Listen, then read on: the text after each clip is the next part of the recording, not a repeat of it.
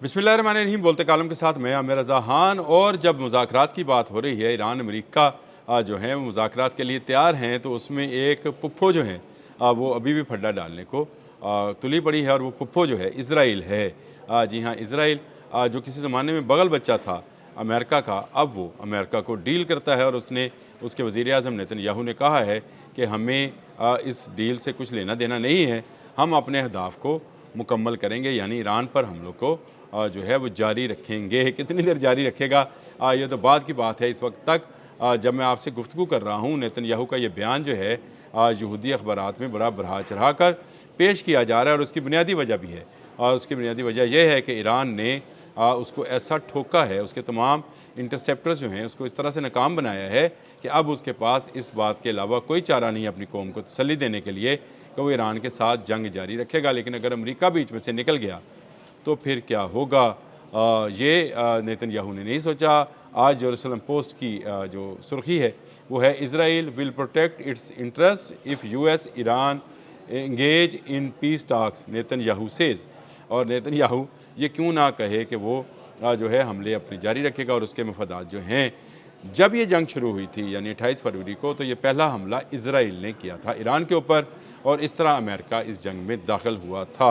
NATO ममालिक इस जंग में क्यों दाखिल नहीं हुए, और उसकी बुनियादी वजह भी इसराइल का पहले हमला करना था। और मिडल ईस्ट के ममालिक जो हैं वो भी बराह रास्त इस जंग में मुलव्वस क्यों ना हुए, उसकी बड़ी वजह भी इसराइल है। यानी इसराइल ने वो चाल चली जिससे अमेरिका अकेला हो गया, यूरोपियन यूनियन पीछे हट गई, उसके अपने इत्तेहादी जापान और साउथ कोरिया पीछे हट गए, उसकी बनाई हुई तंजीम नेटो ने इस जंग में शामिल होने से इनकार कर दिया।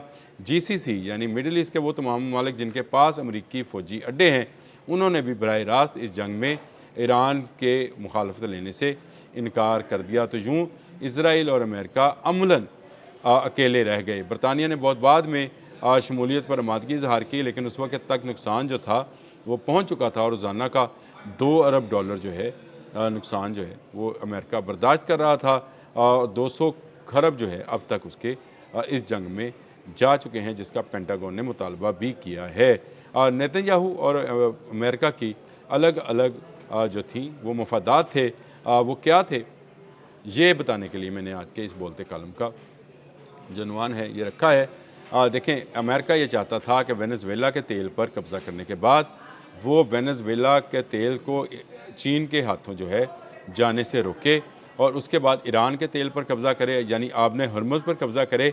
इस जगह से भी जो तेल जाता है उस पर भी उसका कंट्रोल हो, तो चीन को तेल की 99% जो है वो उसको जाने का जो अमल है वो रुक जाएगा। जब ये रुकेगा तो चीन जो है वो चीखेगा, जिसके बाद उससे कहा जाएगा कि वो रेयर मिनरल अर्थ जो हैं वो अमेरिका को फ़रोख्त करें। अगर आपको टैरिफ वाली वार याद है जो कि डोनाल्ड ट्रंप ने इस साल के शुरू में शुरू की थी, तो चीन को धमकाया था कि उस पर टैरिफ लागू किया जाएगा, और जिस पर चीन ने कहा था कि वो फौरी तौर पर, और वेनेज़ुएला की जंग के फौरी बाद उसने ये कर भी दिखाया कि उसने तमाम रेयर अर्थ मिनरल जो कि चीन में पाए जाते हैं, पाकिस्तान में भी हैं और अफ़गानिस्तान में भी हैं, ईरान में भी हैं, ये रेयर मिनरल अर्थ जो हैं वो अब अमेरिका को फ़रोख्त नहीं किए जा सकते, और अमेरिकन कंपनी से अपने उसने ठेके मनसूख कर दिए थे। ये वो मामला था जिसको लेकर अमेरिका की चीखें निकल गई, क्योंकि इन रेयर अर्थ मिनरल्स के बग़ैर ना हला में जाया जा सकता है, ना अगली बैलिस्टिक टेक्नोलॉजी बनाई जा सकती है, ना मोबाइल फ़ोन चलेंगे, ना इलेक्ट्रिक गाड़ियाँ चलेंगी। ये रेयर अर्थ मिनरल्स इतने कीमती हैं कि दुनिया का निज़ाम रुक सकता है, और चीन इस पर 70% कंट्रोल रखता है। जब ये काम हुआ तो अमेरिका ने सोचा कि फ़िलहाल ये टैरिफ तो हटा लिया जाए ताकि रेयर अर्थ मिनरल्स मिलते रहें, लेकिन तेल पर कब्ज़ा किया जाए, और उसके लिए उसे बहाना चाहिए था।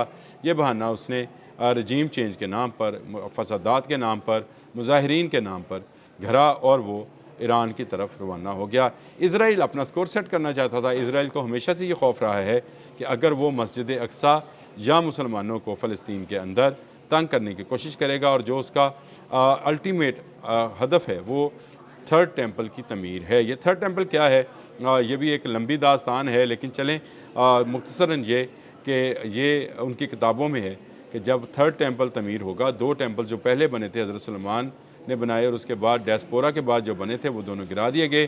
फिर नया डायस्पोरा शुरू हुआ, यानी इनका इनखला शुरू हुआ इसराइल से, اور پھر جب یہ فلسطین میں واپس آئے تو وہاں پر مسجد اقصیٰ بن چکی تھی۔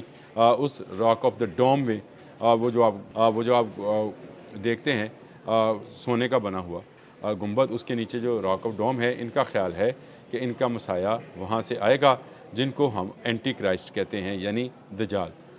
ان کے خیال میں وہ مسیحا ہے۔ ہمارے اور عیسائیوں میں یہ بات مشترک ہے کہ وہ دجال ہوگا، یعنی اینٹی کرائسٹ ہوگا، اور اس کے مقابلے میں کرائسٹ آئیں گے۔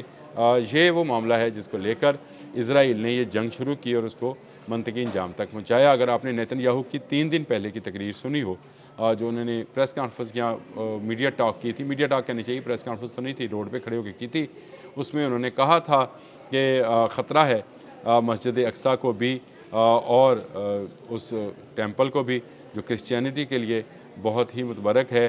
مسجد اقصیٰ مسلمانوں کے لیے متبرک ہے، اور جو ویلنگ وال ہے وہ ہمارے لیے بہت ہی متبرک ہے۔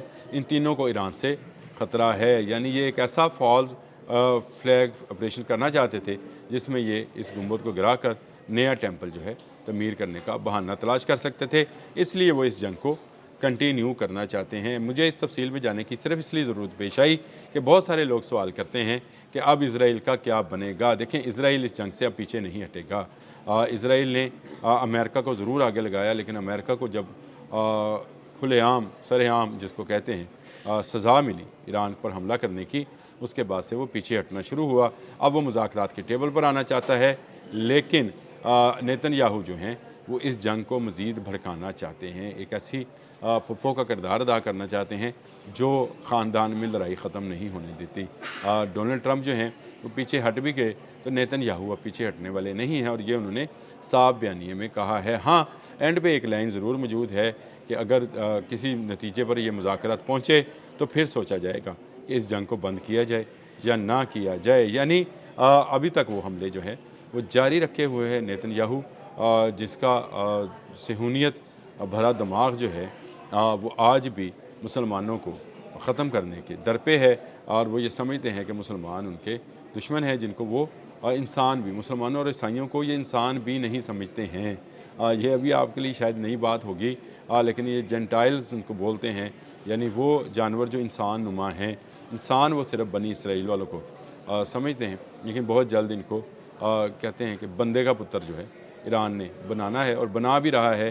ایران نے ان کی فضاؤں پر اس وقت اپنے میزائل کے ساتھ قبضہ کیا ہوا ہے۔ رات بھی اس نے اپنے جو ہے بیلسٹک میزائلز ہیں اور اپنے جو ہے میزائلز کے ساتھ ان کے بہت سارے شہروں پر حملہ کیا ہے، اور یہ حملہ جو ہے جاری رہے گا اس وقت تک جب تک اسرائیل جو ہے ان مذاکرات کی ٹیبل پر، جس طرح سے امریکہ آیا ہے، نہیں آتا ہے۔ دنیا میں اس وقت ایک افراتفری آئل کو یعنی توانائی کو لے کر ہو رہی ہے، لیکن نیتن یاہو کو اپنی جنگ کی پڑی ہے، اور جنگ کیوں اس نے کنٹینیو رکھنے کا اعلان کیا ہے، یہ وہ سوال ہے جو میں آپ کے لیے چھوڑے جا رہا ہوں کہ یہ اصل جنگ ایران پر قبضے کی نہیں ہے۔ اصل جنگ یہ ہے وہ جو صخرہ ہے، وہ جو چٹان ہے جو اس گنبد کے نیچے ہے، اس پر قبضے کی جنگ ہے، جس کو یہ حاصل کرنا چاہتا ہے، اور حاصل اس طرح سے کرنا چاہتا ہے کہ اس کا الزام ایران پر دھرنا چاہتا ہے۔ ایران کبھی بھی اس پر حملہ آور نہیں ہوگا، ایران کبھی مسلمانوں کے کسی مقدس مقام پر حملہ آور نہیں ہوگا، اور ایران نے یہ ثابت بھی کیا ہے۔ آپ یہ دیکھیں، رام کو میں حملہ ہوا تو ایران نے نہیں کیا تھا، ترکی پر میزائل گرے تو ایران نے نہیں گرائے تھے، ڈیگو گارشیا پر میزائل گیا، ایران نے انکار کیا کہ ہمارا میزائل نہیں ہے، پھر اس کے بعد بحرین میں پیٹریاٹ میزائل نے ظلم ڈھایا اور معصوم شہریوں کو نشانہ بنایا، امریکن میزائل نے، لیکن یہ کہا گیا کہ یہ ایرانی ڈرون تھا، ایرانی ڈرون نہیں ثابت ہوا۔